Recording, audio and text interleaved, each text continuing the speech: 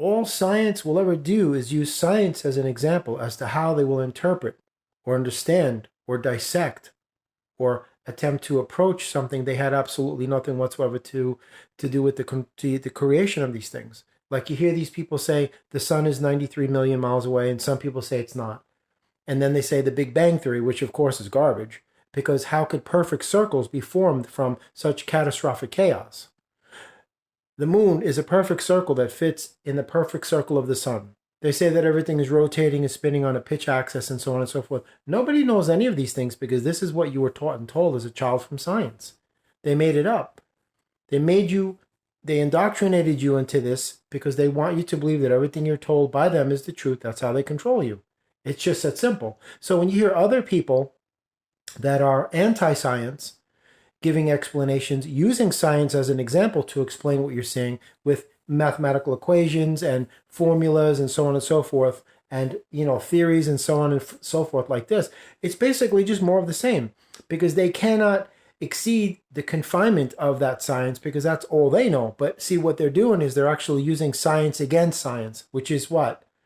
It's a circuitous argument, really. It's self-defeating by its very own nature because you're using something against itself. So how can you possibly do that if it's a set system? See, science is nothing but the expression of individuals, a collective group of individuals' perceptive lenses on things. That's all it's ever going to be. That's why they said Einstein's theory of relativity, then they debunked it. And then it was this, and then it was that. Somebody once asked Einstein, how does it feel to be the world's smartest man? And he said, why don't you go ask Nikola Tesla? That's exactly what he said. And it's a known fact that Einstein's wife was far more intelligent than he was. So these people are given such credit. They're revered. They're considered venerable in the eyes of society because, oh, that's Einstein, the smartest human being that ever lived. No, he wasn't. It's not even close to being the truth. Because they're given that title, scientist. So it's like you automatically put them here, and you're down here. You need to stop doing that. They don't know anything about what they're looking at. All they're going to do is use their machines to calculate these things. The machines that they created and the machines that they designed, they fabricated these things and they programmed them. And they wrote the software that becomes the operating system of what gives you the calculations. Something imperfect cannot create something perfect. So they're actually using their machines to study things that they had absolutely nothing whatsoever to do with the creation of, and they gave you these full detailed descriptions, explanations, and definitions of these things. There's no way it can be done. You're just hearing more of the same psychobabble nonsense. No matter what they say, no matter what type of equations or calculations or formulas or whatever they're using, any type of set system, it's always going to fall back onto itself as being more of the same. Because they're using science as an example to explain away a science that has been lying to you from day one. Math has nothing to do with anything other than the creation of their infrastructure. Math doesn't have anything to do with anything what you call a universe. Now, what they do is they take mathematics and they superimpose it over the universe. Because this is more of their machines talking to themselves, telling them what they want to hear, and validating their hypothesis, their theory, their conjecture, which is nothing more than a fancy word for somebody's opinion on things. So they take this superfluous nomenclature and this convoluted system, and they superimpose it over the universe, and they do these mathematical equations and formulas and theories, and they calculate the circumference and the space and the size and the density and all of these things, molecules, the atoms, and all of this stuff, and it sounds right, it seems right, it feels right, it looks good, let's go with that. But it has nothing to do whatsoever with what you're looking at because you didn't create it.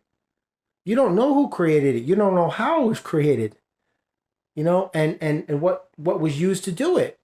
So they're just looking at something, assuming that, oh, okay, our math fits over this, and we can superimpose that, and we could do this and that, and we could come up with all these calculations of asterisms and constellations. We'll call this or that. We'll do this and that. That's the sun, and this is the moon, and it sounds really great, but they don't know what they're talking about.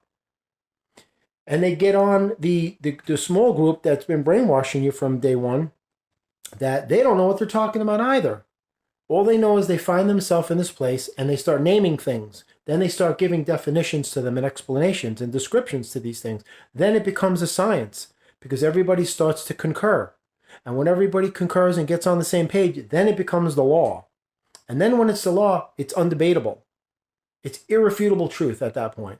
And if you dare question, what you're being told as a lie, you are cast out, ostracized as a pariah. And that's how they roll. So just enjoy the journey. Don't worry how it got here, who created it. What you're not going to ever know. The only time you're going to know is when you pass. These things far exceed any semblance of your levels of mortal comprehension. I'm telling you straight. Doesn't matter how intelligent you are. You can study astrophysics and, microbiology and chemistry, and you can go to MIT for 20 years and you're never going to know. It's not your purpose to know. It's your purpose to be on Earth and to experience the things, whatever you're going to go through in your life. It's going to help you and hurt you, but it all helps you, whether you realize it or not. And it's not for you to go, I wonder how the universe was created. Let me spend the rest of my life trying to find out. You're never going to know. No human being carries that knowledge.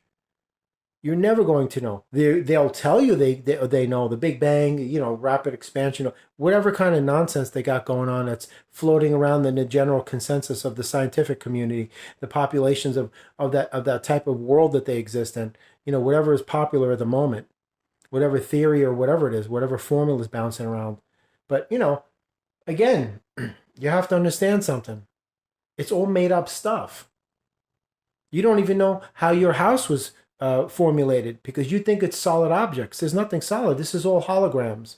This is all illusions. How is this being projected and sustained? What's animating it?